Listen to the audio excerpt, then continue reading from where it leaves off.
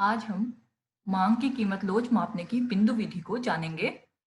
इसे इंग्लिश में the point method भी कहते हैं। बिंदु विधि का एक और नाम है, इसे ज्यामितीय विधि भी कहा जाता है। इस मेथड को मार्शल ने दिया था। इस मेथड से जो प्राइस इलास्टिसिटी है वह डिमांड कर्व के किसी भी पॉइंट पे हम निकाल सकते हैं। इसका जो फॉर्मूला होता है किसी बिंदु पर मांग की लोच नापने के लिए, वो होता है किसी बिंदु पर मांग की लोच बराबर नीचे का भाग बट्टे ऊपर का भाग। जिस पॉइंट पर प्राइस इलास्टिसिटी निकालनी होती है उसके नीचे का भाग lower segment divided by upper segment. हमारा ये डिमांड कर्व है डी एल। ये हमारा डिमांड कर्व है डी एल। इसकी लंबाई 8 सेंटीमीटर है। ये डी एल जो है 8 सेंटीमीटर का है। इसमें हमने D M O N L point लिए हैं।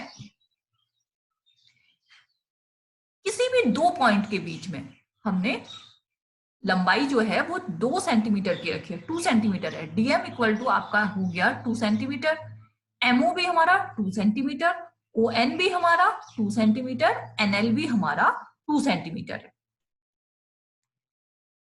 अब इन सबको अगर ऐड कर दिया जाए, DM plus MO plus O N plus NL की लेंथ जो ऐड कर दी जाए आपस में, तो ये 8 सेंटीमीटर हमें मिलेगी जो कि डीएल की लंबाई है। अब सबसे पहले हम डी पॉइंट, जो डिमांड कर्व का डी पॉइंट है, इस पर प्राइस इलास्टिसिटी निकालते हैं। तो डी पॉइंट पर price elasticity equal to lower segment divided by upper segment.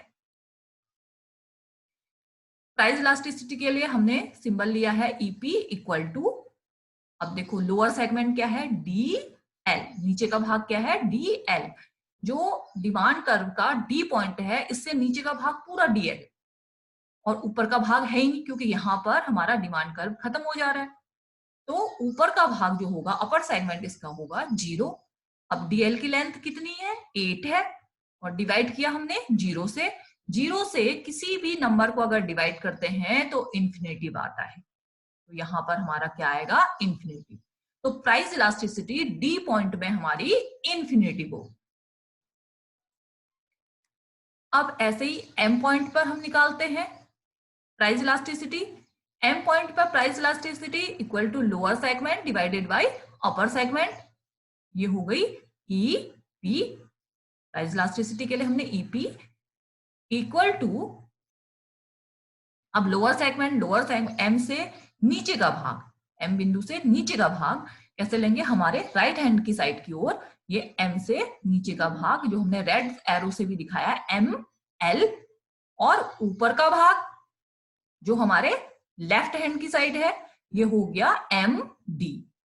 तो एम एल हमारा है 2 + 2 + 2, 2 + 2 + 2 = 6।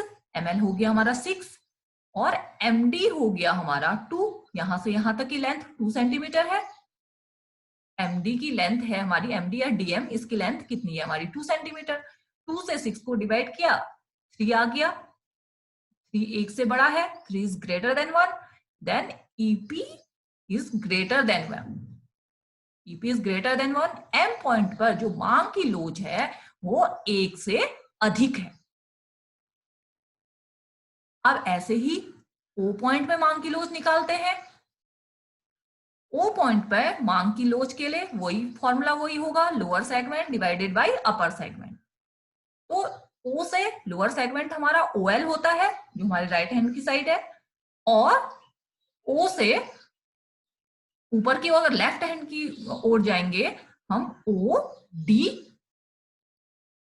ओडी हो गया डिवाइडेड बाय ओ डी। अब ओएल कितना है हमारा 2 + 2 जो हमने ब्लू एरो से दिखाया है 4 सेंटीमीटर। ओडी भी हमारा कितना है 4 सेंटीमीटर। तो 4 से 4 को डिवाइड कर दिया, कितना आ गया 1।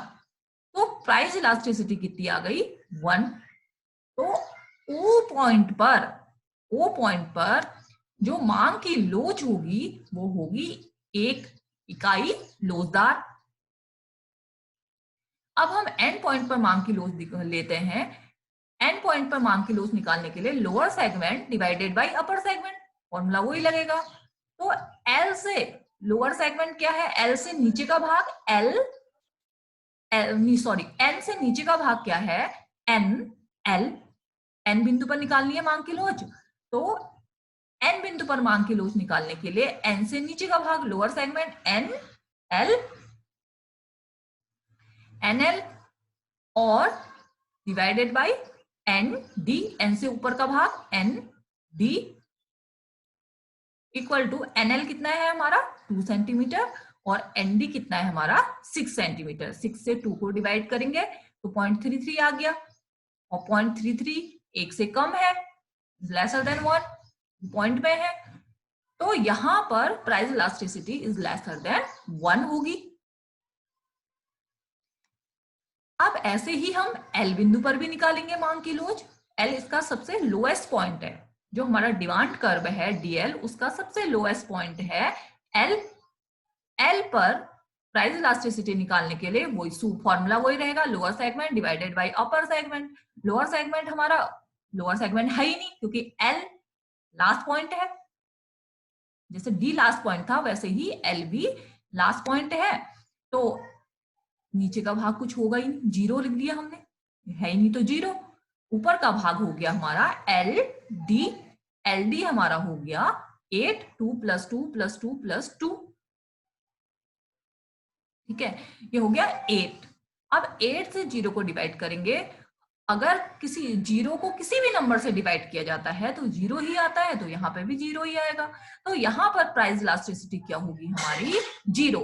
एल पॉइंट पर प्राइस इलास्टिसिटी हमारी होगी 0। अब यहां पर हमारा जो डिमांड कर्व था वो लीनियर था, देखो ये सीधी रेखा थी, एक सीधी रेखा थी, लेकिन अब क्वेश्चन होता है कि अगर सीधी रेखा ना हो, कर्व ही हो डिमांड कर्व, तो ऐसे में प्राइस इलास्टिसिटी कैसे निकालेंगे पॉइंट मेथड से। अब ये कर्व भी है, कर्व है हमारा डी डी हमारा डिमांड कर्व है। अब इस पे मांग की लोच कैसे निकालेंगे अगर लीनियर ना हो, तो हम क्या करेंगे, एक टेंजेंट खींचेंगे, एक स्पर्श रेखा खींचेंगे। स्पर्श रेखा कहने का मतलब जो उस मांग वक्र को स्पर्श करती हुई जाए, तो हमने ए बी टेंजेंट खींचा, हमें आर पॉइंट पे, ये आर पॉइंट पे क्या निकालनी थी, इलास्टिसिटी निकालनी थी। जिस पॉइंट पे भी हमें इलास्टिसिटी निकालनी होगी उससे होते हुए हम एक टेंजेंट खींचेंगे। हमने एक टेंजेंट खींचा, टेंजेंट ए बी है हमारा, जो इसको आर को स्पर्श कर रहा है, जो मांग वक्र डी का पॉइंट आर है जहां पे हमें मांग की लोच निकालनी है उसको स्पर्श कर रहा है।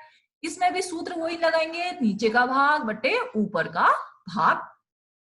अब नीचे का भाग आर बी, लोअर सेगमेंट हमारा आर बी है, आर से नीचे का भाग lower segment R B, R से ऊपर का भाग आर ए।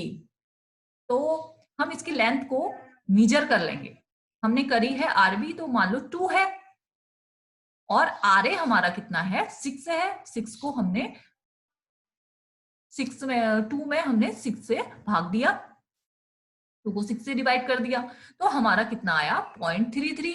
अब 0.33 1 से तो लेस ही होता है, तो क्या हो गया यहाँ पर हमारी प्राइस इलास्टिसिटी क्या आ गई, प्राइस इलास्टिसिटी यहाँ पर हमारी लेसर देन 1, ठीक है। तो ये हमने पॉइंट मेथड से यहां पर प्राइस इलास्टिसिटी को मेजर किया। ऐसे ही इसको प्रैक्टिस करके बहुत अच्छे से सीखा जा सकता है क्योंकि इसमें कैलकुलेशन बहुत अधिक नहीं है।